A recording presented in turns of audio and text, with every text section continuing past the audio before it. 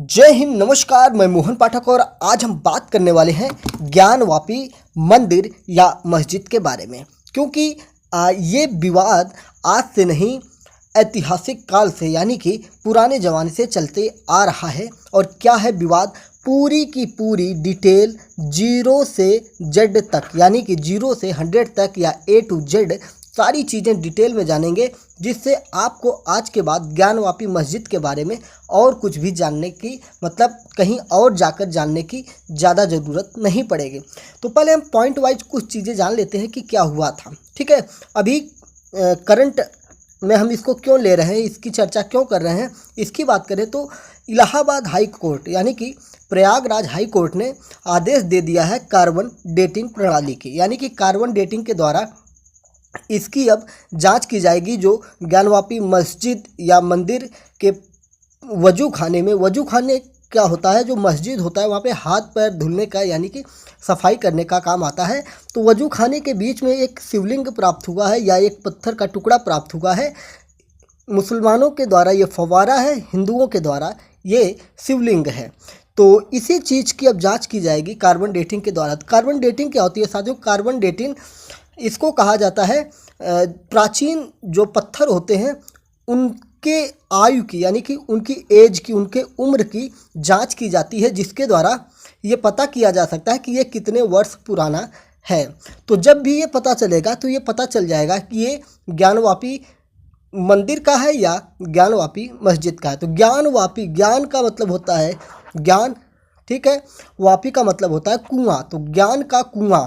तो ज्ञानवापी शब्द से ही आप समझ सकते हैं कि ये मस्जिद नहीं थी, मंदिर थी। अब क्यों मैं ऐसा क्यों कह रहा हूँ कि यह मंदिर था, तो आप चित्रों में लगातार देखते रहेंगे कि इसका जो पिछला भाग है ये मंदिर का भाग है, इसके आगे का जो भाग है वो मस्जिद का भाग है, और इसके जस्ट सामने काशी विश्वनाथ का मंदिर है।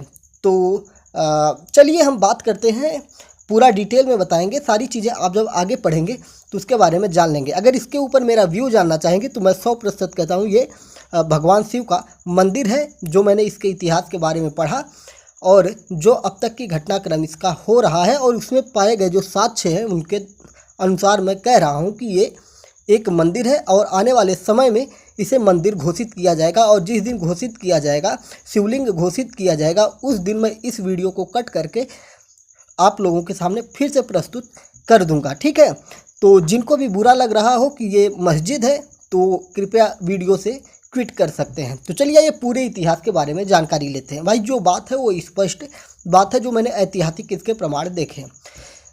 अगर हम बात करेंगे ज्ञानवापी मस्जिद की तो इसे किस नाम से जाना जाता है? तो इसे आलमगीर मस्जिद भी कहा जाता है। कौन सा मस्जिद कहा जाता है?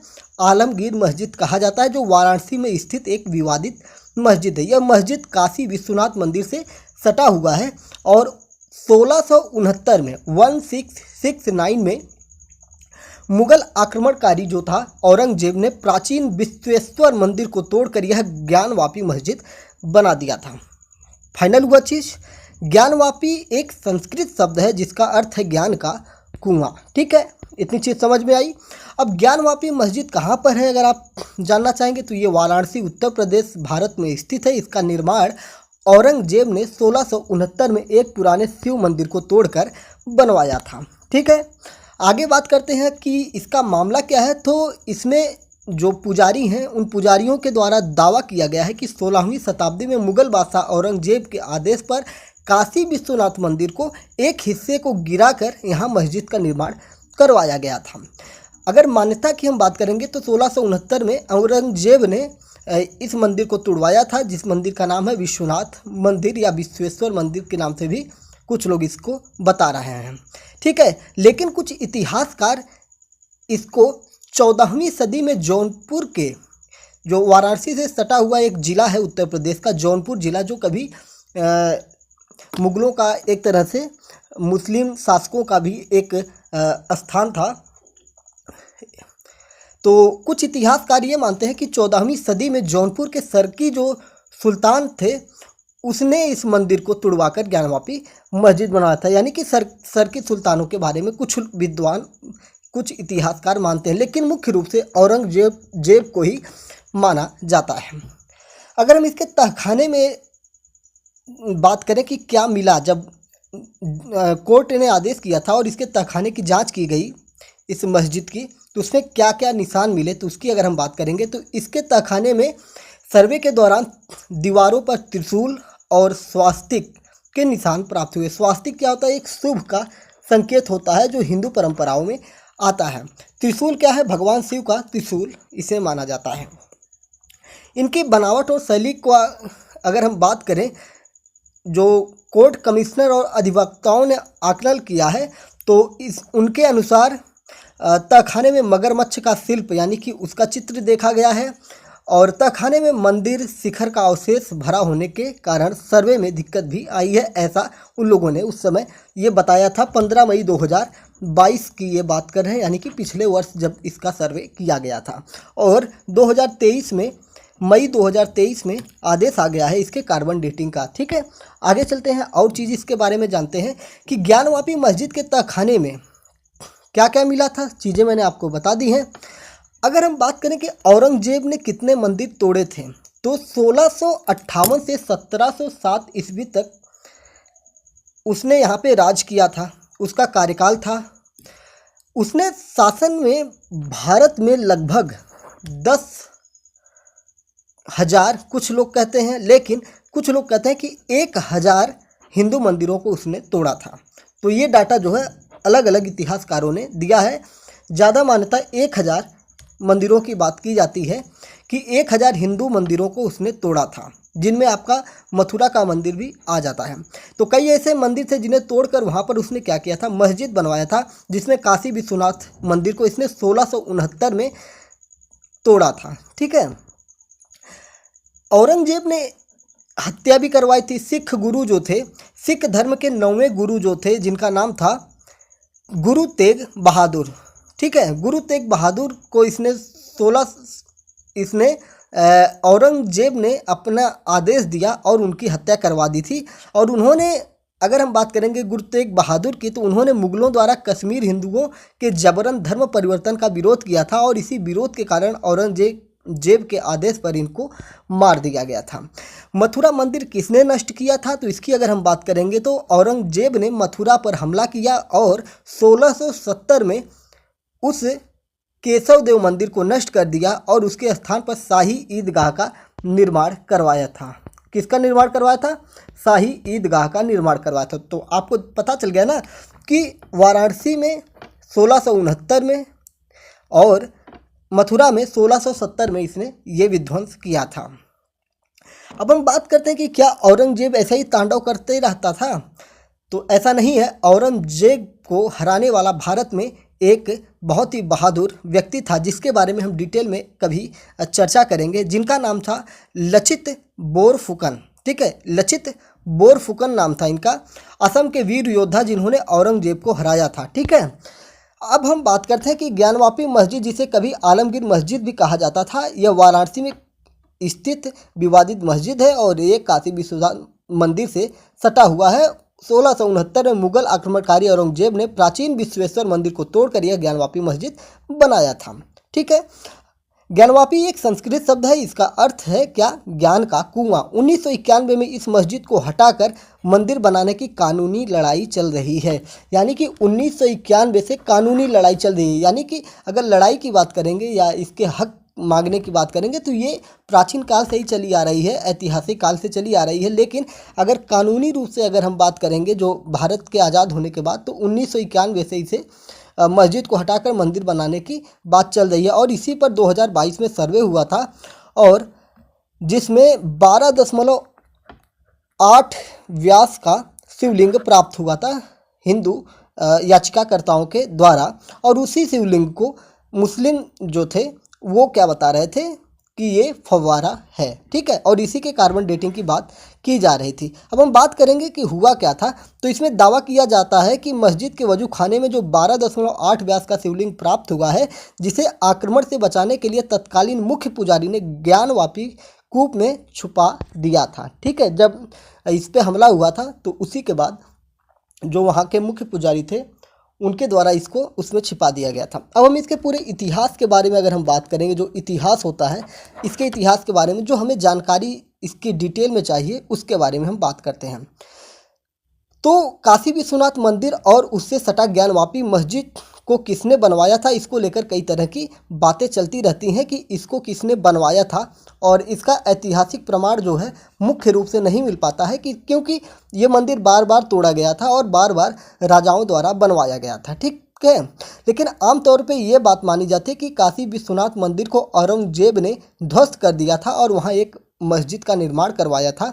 और चौथी और 5वीं शताब्दी के बीच में चंद्रगुप्त द्वितीय, जिन्हें विक्रमादित्य के नाम से भी जाना जाता है, ने गुप्त साम्राज्य के दौरान काशी विश्वनाथ मंदिर का निर्माण करने का दावा किया है। 635 ईस्वी पूर्व में अगर हम बात करेंगे तो प्रसिद्ध चीनी यात्री वेन जो था, अपने लेख में मंदिर और वाराणसी का वर्णन भी किया है। कब किया था? 1635 ईसा पूर्व में जो चीनी यात्री वेन सॉन्ग था उसके द्वारा ये किया गया था, हुआनसांग, ठीक है। अगर हम बात करेंगे ईसा पूर्व 1194 से 1197 तक मोहम्मद गोरी के आदेश से मंदिर को काफ़ी हद तक नष्ट किया गया था और पूरे इतिहास में मंदिरों के विध्वंस और पुनर्निर्माण की एक श्रृंखला शुरू हो गई थी। मतलब मुगल शासक आते थे, मंदिरों को तोड़ते थे और हिंदू शासक जो होते थे इन मंदिरों का पुनर्निर्माण करवाते थे। मतलब जो जिस काल में मजबूत होता था वो अपने काल में अपना कार्य करता था। हिंदू जब मजबूत होता था तो वो मंदिरों का निर्माण करवाता था और मुस्लिम शासक जब मजबूत होते थे तो इनको तोड़ देते थे। ईसा पूर्व 1669 में मुगल सम्राट औरंगजेब के आदेश पर मंदिर को अंततः ध्वस्त कर दिया गया और उसके स्थान पर एक ज्ञानवापी मस्जिद का निर्माण कर दिया गया था। और 1776 और 1978 के बीच इंदौर की रानी अहिल्याबाई, सबसे अहम रोल अहिल्याबाई का है। और अब आप काशी विश्वनाथ मंदिर में जाएंगे तो उस परिसर में रानी अहिल्याबाई होलकर का एक प्रतिमा लगाया गया है, उनकी एक मूर्ति भी अब लगा दी गई है। तो आप जाकर उनका अवलोकन और देखकर वहाँ के इतिहास के पक्ष को जान सकते हैं और धार्मिक पक्षों को जान सकते हैं, ठीक है। वर्तमान समय की बात मैं कर रहा हूँ। इंदौर की रानी अहिल्याबाई होलकर ने ज्ञानवापी मस्जिद के पास वर्तमान काशी विश्वनाथ मंदिर का जीर्णोद्धार करवाया था। जीर्णोद्धार का मतलब होता है कि उसका पुनर्निर्माण, जैसे कोई चीज़ टूट फूट जाए तो उसको बनवा दिया, जैसे घर टूट जाता है तो उसको जब बनवाया जाता है तो उसको पुनर्निर्माण कहा जाता है। लेकिन जो धार्मिक चीज़ें होती हैं उनको अगर रिपेयर किया जाता है तो उसे धार्मिक शब्द में जीर्णोद्धार कहा जाता है, उसे पुनर्निर्माण नहीं कहा जाता, उसे जीर्णोद्धार के नाम से जाना जाता है। तो ये चीज़ें आपको ध्यान में रखनी चाहिए। 1936 में पूरे ज्ञानवापी क्षेत्र में नमाज अदा करने के अधिकार के लिए ब्रिटिश सरकार के खिलाफ मुसलमानों ने जिला न्यायालय में मुकदमा दायर कर दिया था और वादी ने 7 गवाह पेश किए जबकि ब्रिटिश सरकार ने 15 गवाह पेश किए। ज्ञानवापी मस्जिद में नमाज अदा करने का अधिकार स्पष्ट रूप से 15 अगस्त 1937 को दे दिया गया था। किसके द्वारा? ब्रिटिश अधिकारियों द्वारा, जो ब्रिटिश काल की बात की जा रही है, ठीक है, 15 अगस्त 1937 को, जिसमें कहा गया था कि ज्ञानवापी संकुल में ऐसी नमाज कहीं और नहीं पढ़ी जा सकती, ठीक है।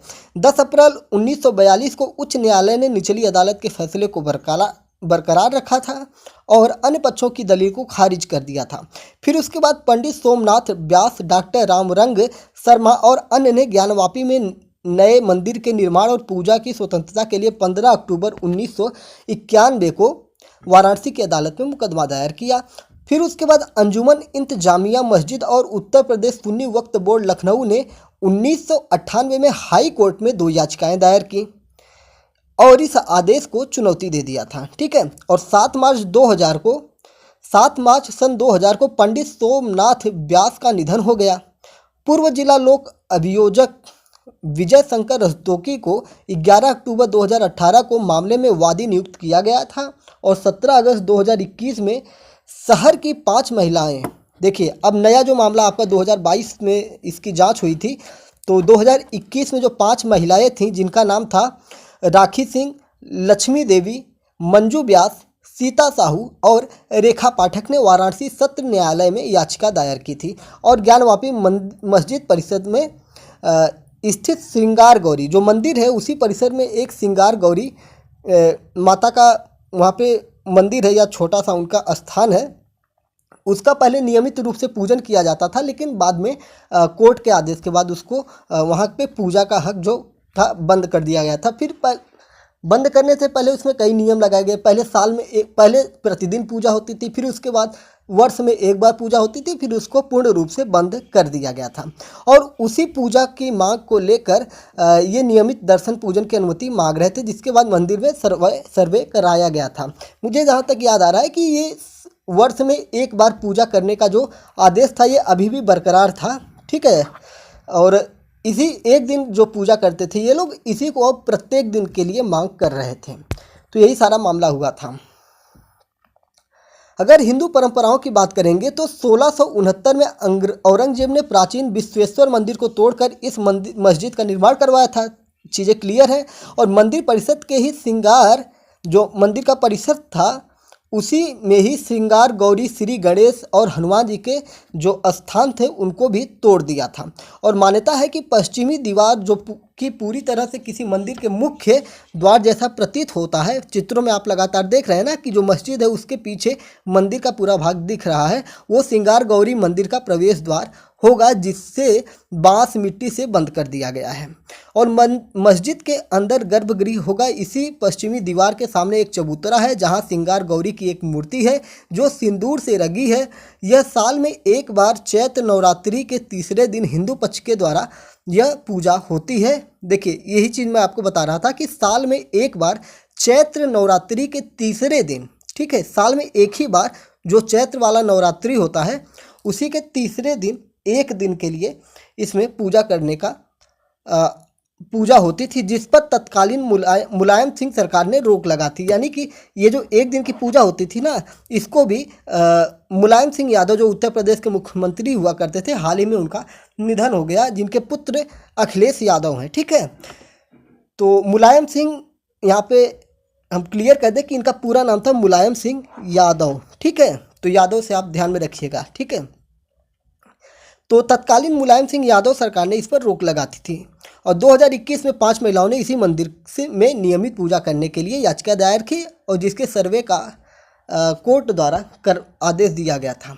अब हम बात करते हैं कि क्या चीज़ें हुई थी, पूरा डिटेल में आप जानिए। हम बात करेंगे 17 अगस्त 2021 से, जो 5 महिलाएं इस पर याचिका डाली थी, ठीक है। 17 अगस्त 2021 में शहर की 5 महिलाओं राखी सिंह, लक्ष्मी देवी, मंजू व्यास, सीता साहू और रेखा पाठक ने वाराणसी सत्र न्यायालय में याचिका दायर कर दी और ज्ञानवापी मंदिर, जो ज्ञानवापी मस्जिद परिसर है में स्थित श्रृंगार गौरी पर नियमित पूजन दर्शन की बात की और उसकी अनुमति मांगी थी, जिसकी सुनवाई करते करते अप्रैल 2022 आ गया था। मतलब पूरा एक साल बीत गया।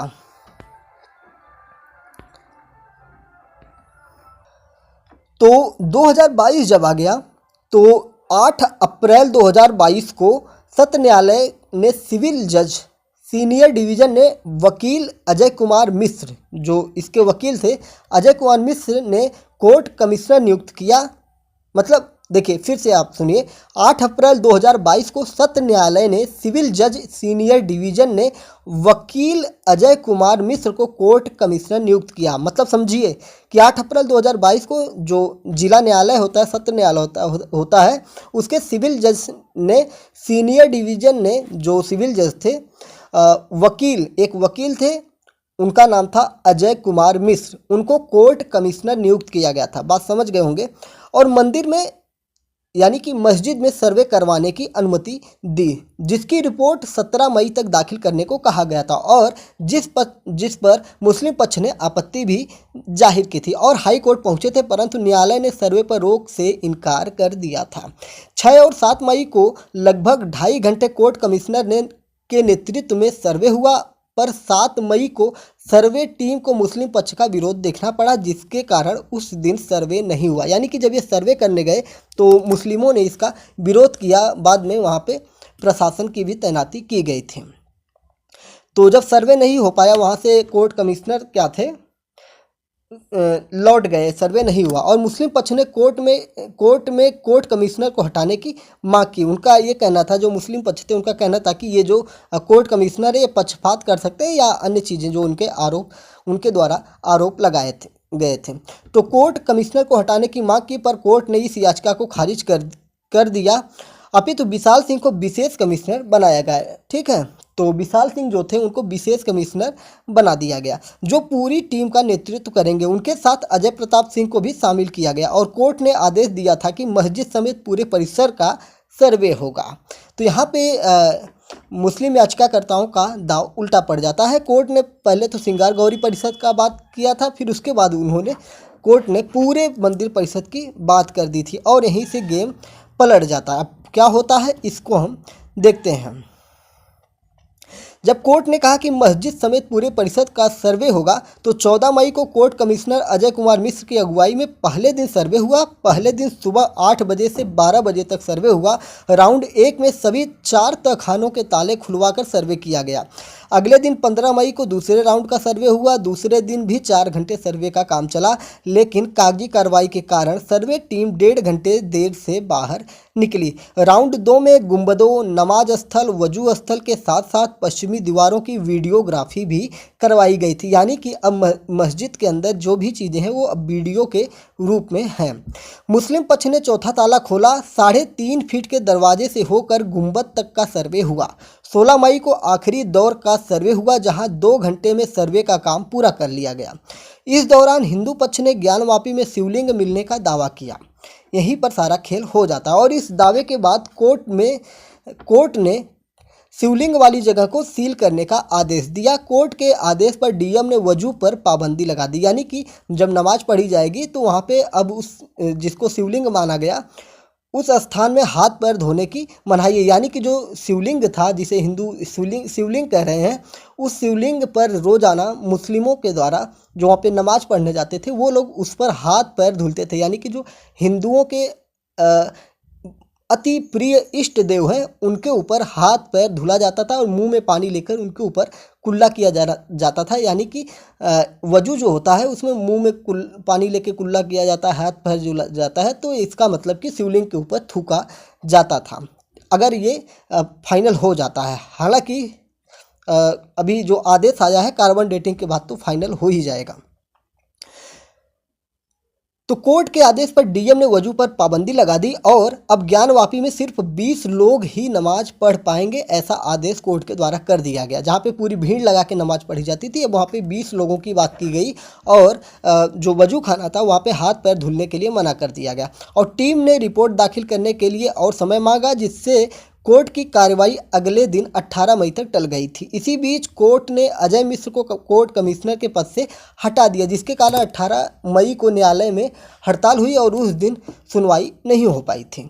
19 मई को अजय मिश्र ने 6 और 7 मई को हुए सर्वे और विशाल सिंह जो विशेष कोर्ट कमिश्नर थे ने 14 से 16 मई के सर्वे का रिपोर्ट कोर्ट में दाखिल कर दिया गया था। ठीक है, अब जो रिपोर्ट आई थी उस रिपोर्ट के बारे में हम बात करेंगे कि रिपोर्ट में क्या था। जो रिपोर्ट थी, तो प्रथम सर्वे रिपोर्ट जिसको पूर्व कोर्ट कमिश्नर अजय मिश्र के द्वारा बनाया गया था, यह क्या था।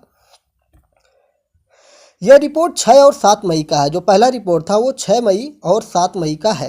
ये लगभग 2 से 3 पन्नों की रिपोर्ट है। इसके मुताबिक 6 मई को किए गए सर्वे के दौरान बैरिकेटिंग के बाहर उत्तर से पश्चिम दीवार के कोने पर पुराने मंदिरों का मलबा मिला, जिस पर देवी देवताओं की कलाकृति बनी हुई थी और अन्य शिलापट्ट थे जिन पर कमल की कलाकृति देखी गई थी और पत्थरों के भीतर की तरफ कुछ कलाकृतियाँ आकार में स्पष्ट रूप से कमल और अन्य आकृतियां थीं।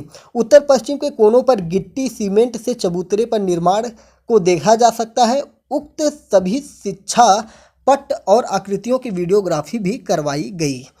उत्तर से पश्चिम की तरफ चलते हुए मध्य शिलापट्ट पर शेषनाग की कलाकृति, नागफन जैसी आकृतियां देखी गईं।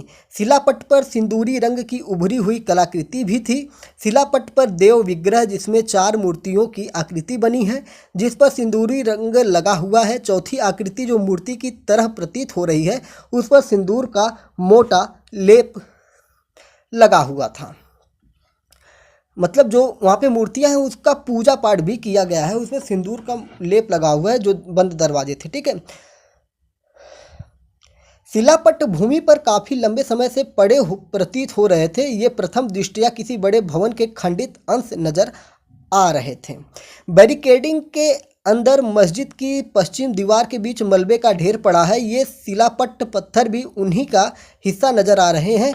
इन पर उभरी कुछ कलाकृतियां मस्जिद के पीछे की पश्चिम दीवार पर उभरी कलाकृतियां जैसी दिख रही हैं, परंतु मुस्लिम पक्ष के विरोध के कारण यहां पर सर्वे रोक दिया गया था। तो ये पहला सर्वे का पूरा हिस्सा था जिसमें ढेर सारे हिंदू देवी देवताओं के अवशेष प्राप्त हुए और मंदिर के टूटे हुए अवशेष प्राप्त हुए थे, जिसका बाकायदे वीडियोग्राफी करवाया गया है। ठीक है, तो 21वीं सदी में वीडियोग्राफी का ये बहुत ही बड़ा लाभ उठाया गया मंदिर की खोज करने के लिए। ठीक है, अब दूसरे सर्वे की हम बात करते हैं जिसे विशेष कोर्ट कमिश्नर विशाल सिंह के द्वारा किया गया था।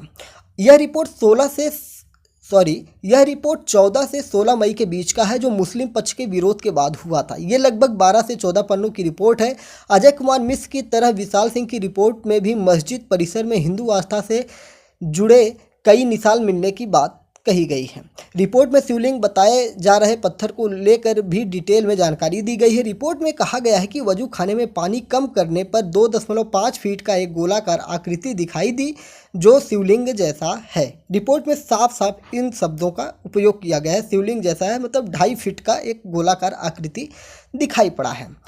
गोलाकार आकृति ऊपर से कटा हुआ डिजाइन का अलग सफ़ेद पत्थर जिसके बीच आधे इंच से का छेद है और जिसमें सींक डालने पर 63 सेंटीमीटर गहरा पाया गया। यानी कि जो शिवलिंग था उस शिवलिंग के ऊपर तोड़ फोड़ की गई है और मतलब उसके ढांचे को बदलने की कोशिश की गई है और उसमें ड्रिलिंग करके 63 सेंटीमीटर गहरा उसमें एक सुराग बनाया गया है। ठीक है, इसे वादी पक्ष ने शिवलिंग बताया तो प्रतिवादी पक्ष ने कहा कि यह फव्वारा है। यानी कि हिंदू पक्ष ने इसको शिवलिंग बताया और मस्जिद पक्ष के लोगों ने इसे फव्वारा बताया, फाउंटेन जिसे आप कह सकते हैं। ठीक है, परंतु जब हिंदू पक्षकारों ने सर्वे के दौरान कथित फव्वारे को चलाकर दिखाने की बात कही तब मस्जिद कमेटी के मुंशी ने फव्वारा चलाने में असमर्थता जताई।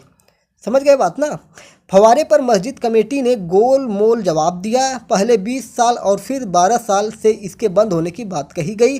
कथित फव्वारे में पाइप जाने की कोई जगह नहीं प्राप्त हुई। यानी कि सिर्फ वो दिखाने के लिए एक तरह से डेमो बना दिया गया था वहाँ पे अपने चोरी को छिपाने के लिए। ठीक है, रिपोर्ट में तहखाने के अंदर मिले साक्ष्यों का जिक्र करते हुए कहा गया है कि दरवाजे से सटे लगभग 2 फीट बाद दीवार पर जमीन से लगभग 3 फीट ऊपर पान के पत्ते के आकार की फूल की आकृति बनी थी जिसकी संख्या 6 थी। तहखाने में 4 दरवाजे थे, उसके स्थान पर नई ईंट लगाकर उक्त दरवाज़ों को बंद कर दिया गया था। यानी कि जो भी तहखाने थे उसमें नई नई ईंटें लगाकर बंद कर दिया गया था, कोई उसके अंदर जा ही न पाए क्योंकि सारा माल तो वहीं पर छिपा था। तहखानों में 4 पुराने खंभे पुराने तरीके के थे जिसकी ऊंचाई लगभग 8 फीट थी। नीचे से ऊपर तक घंटी, कलश, फूल के आकृति पिलर के चारों तरफ बने थे। बीच में दो नए पिलर नए ईंट से बनाए गए थे जिसकी वीडियोग्राफी भी करवाई गई है। एक खंभे पर पुरातन हिंदी भाषा में 7 लाइनें खुदी हैं जो पढ़ने योग्य नहीं है। यानी कि पुराने ज़माने की जो हिंदी भाषा थी उसमें लिखी गई थी। अब उसको विद्वानों के से जब उसको पढ़वाया जाएगा तो उसको वो पढ़ के उसका अर्थ बता सकते हैं। लगभग 2 फीट की दफ्ती का भगवान का फोटो दरवाजे के बाएं तरफ दीवार के पास ज़मीन पर पड़ा हुआ था जो मिट्टी से सना हुआ था। रिपोर्ट में कहा गया है कि एक अन्य तहखाने में पश्चिमी दीवार पर हाथी के सूंड की टूटी हुई कलाकृति और दीवारों के पत्थरों पर स्वास्तिक और त्रिशूल और पान के चिन्ह और उसकी कलाकृतियाँ बहुत अधिक भाग में खुदी हैं। इसके साथ ही घंटियाँ जैसी कलाकृतियाँ भी खुदी हैं। ये सब कलाकृतियाँ प्राचीन भारतीय मंदिर शैली के रूप में प्रतीत होती हैं जो काफ़ी पुरानी है, जिसमें कुछ कलाकृतियाँ टूट गई है। यानी कि सब मिला जुला के जितने रिपोर्ट आई सब में हिंदू देवी देवताओं के साक्ष्य प्राप्त हुए हैं, मंदिरों के अवशेष प्राप्त हुए हैं। अब सर्वे के बाद क्या हुआ था ये हम जान लेते हैं। जिस दिन सर्वे रिपोर्ट दाखिल की गई थी उसी दिन सुप्रीम कोर्ट में भी सुनवाई हो रही थी। यानी कि सर्वे की रिपोर्ट यहाँ पे दाखिल की गई थी वाराणसी में और उधर सुप्रीम कोर्ट में भी एक याचिका चल रही थी इसी मामले पर। और उसी दिन सुप्रीम कोर्ट ने वाराणसी सत्र न्यायालय के सुनवाई पर रोक लगा दी। ठीक है, इधर ये चीज़ें चल रही थी, उधर सुप्रीम कोर्ट ने रोक लगा दी और सुनवाई 20 मई तक टाल दी गई थी। 20 मई को सुप्रीम कोर्ट ने आदेश जारी किया कि मामले की फिलहाल सुनवाई वाराणसी सत्र न्यायालय ही करे। यानी कि फिर से सुप्रीम कोर्ट ने कहा, जिस सुनवाई को उसने रुकवाया था उसने कहा कि ठीक है, अब सारी चीज़ें देखने के बाद उसको लगा कि सारी चीज़ें सही प्रक्रिया में चल रही हैं, न्यायालय के द्वारा कुछ गड़बड़ी नहीं की जा रही है, तो उन्होंने कहा कि भाई जाइए, वाराणसी में ही आपका पूरा मामला चलेगा। तो 20 मई को सुप्रीम कोर्ट के ने आदेश जारी किया कि मामले की फिलहाल सुनवाई वाराणसी सत्र न्यायालय में ही होगी, और 17 मई का आदेश जो था कि शिवलिंग की सुरक्षा की और नमाज में कोई बाधा न आए, वो 8 हफ्ते तक प्रभावी कर दिया गया था। सुप्रीम कोर्ट में मामले की अगली सुनवाई गर्मी के छुट्टी के बाद जुलाई के दूसरे हफ्ते में होगी, ऐसा सुप्रीम कोर्ट ने कह दिया था। सुप्रीम कोर्ट ने मामले को वापस वाराणसी जिला अदालत को ट्रांसफ़र कर दिया और जज AK विश्वेश को मामले की सुनवाई की जिम्मेदारी दी। कुछ दिन सुनवाई चली और हिंदू पक्ष ने सर्वे रिपोर्ट को सार्वजनिक करने का अनुरोध किया, पर मुस्लिम पक्ष ने इसका विरोध किया, परंतु जज ने सार्वजनिक करने की अनुमति दे दी। वादी और हिंदू पक्ष को रिपोर्ट फाइल मिली, पर उनके देखने के पहले ही रिपोर्ट मीडिया में लीक हो गई थी और वीडियो में साफ तौर पर हिंदू मंदिर की कलाकृतियाँ और वजू खाने की शिला बिल्कुल शिवलिंग जैसी प्रतीत हो रही थी। अगले दिन जब वादी पक्ष की महिलाएं कोर्ट को वापस रिपोर्ट देने को गई, पर कोर्ट ने वापस लेने से मना कर दिया और वीडियो लीक होने के जांच के आदेश दे दिए। अगले दिन मुस्लिम पक्ष ने लगभग 51 पन्नों का अपना जवाब कोर्ट में दाखिल किया, जिसके कारण पूरा दिन बीत गया और गर्मी की छुट्टियों के कारण मामले की सुनवाई जुलाई तक टल गई और हिंदू पक्ष अपना जवाब दाखिल नहीं कर पाया। तो ये पूरी कहानी थी उस समय की। और इस समय क्या हुआ है, इस समय हमने आपको चीज़ें बता दी हैं कि इस समय क्या चल रहा है। ठीक है, अब हम इस समय की बात करेंगे कि करंट में क्या चल रहा है पिछले 1-2 दिनों से। तो इलाहाबाद हाई कोर्ट ने वाराणसी जिला जज के उस फैसले को पलट दिया जिसमें ज्ञानवापी परिसर के अंदर मिले कथित शिवलिंग के कार्बन डेटिंग की याचिका को खारिज कर दिया गया था। इलाहाबाद हाई कोर्ट ने कथित शिवलिंग को बिना कोई नुकसान पहुंचाए वैज्ञानिक तरीके से जांच करने के आदेश दे दिए। यानी कि अब कार्बन डेटिंग जो होता है उसमें क्या होता है, पत्थर को काट कर उसके कुछ अवशेष काट करके उसकी जांच की जाती है। तो इलाहाबाद हाई कोर्ट ने कहा है कि भाई जो है इसकी साइंटिफिक जांच की जाए। जो श्रृंगार गौरी का मामला है इसमें साइंटिफिक जांच की जाए जो शिवलिंग है, और उस शिवलिंग को किसी भी प्रकार की क्षति न पहुंचाई जाए। तो इस फैसला को सुनने के बाद दोनों पक्षों ने हामी भर दी है। अंजुमन इंतजामिया कमेटी ने भी इस फैसले का स्वागत किया और हिंदू पक्ष ने भी स्वागत किया है कि शिवलिंग को नुकसान ना पहुँचे। तो जो दोनों चीज़ें हैं, दोनों पार्टियों ने कहा कि इस चीज़ से क्या होगा कि दूध का दूध और पानी का पानी हो जाएगा। सुप्रीम कोर्ट ने कहा है कि श्रृंगार गौरी नियमित दर्शन मामले की मुख्य वादिनी राखी सिंह जो है, फैसले के बाद उनके पैरोकार जितेंद्र सिंह बिसेन ने कहा कि ज्ञानवापी परिषद के वजू खाने में मिले शिवलिंग को किसी भी प्रकार से नुकसान पहुंचाए बिना अगर वैज्ञानिक विधि से जांच होती है तो यह एक स्वागत योग्य कदम है। और अंजुमन इंतजामिया कमेटी और श्रृंगार गौरी नियमित दर्शन मामले की मुख्य वादिनी राखी सिंह की तरफ से कथित शिवलिंग के कार्बन डेटिंग का विरोध किया गया था। कब? वाराणसी वाले न्यायालय में कि शिवलिंग को तोड़ा नहीं जाएगा। तो यही सारी चीज़ें हैं जो चीज़ें मैंने आपको डिटेल में बताई। उम्मीद है कि अब तक आज तक जितने भी आपने ज्ञानवापी पर वीडियो देखे होंगे उनमें सबसे बेस्ट वीडियो होगा ये वीडियो, जिसको मैंने बहुत ही मेहनत से बनाया है, बहुत ही ज़्यादा रिसर्च की है और जो भी मेन पॉइंट थे सिर्फ उन्हीं को इंक्लूड किया है। हालांकि ये इतिहास का मामला था, अगर इसको और भी खींचना चाहते तो घंटों चला जाता, लेकिन हमें पता है कि आपके पास समय कितना है और हमारे पास समय कितना है, तो हम दोनों मिलके उतना ही चीज़ जानना चाहेंगे जितना हमारे लिए ज़रूरी है। तो चलिए, उम्मीद है कि आपको पूरी चीज़ समझ में आ गई होगी, A to Z ज्ञानवापी मस्जिद, ज्ञानवापी मंदिर का पूरा मामला। तो अगर चीज़ें अच्छी लगी हो तो चैनल पर आप नए हैं तो चैनल को सब्सक्राइब कर लीजिए। दाहिने बगल में वहाँ पे आपको सब्सक्राइब का बटन मिल जाएगा और लाइक है, लाइक कर दीजिएगा और कमेंट बॉक्स खुला है, अपने विचार वहाँ पे साझा करिएगा। क्या है आपके ज्ञानवापी मामले पर विचार। जय हिंद, नमस्कार, भारत माता की जय।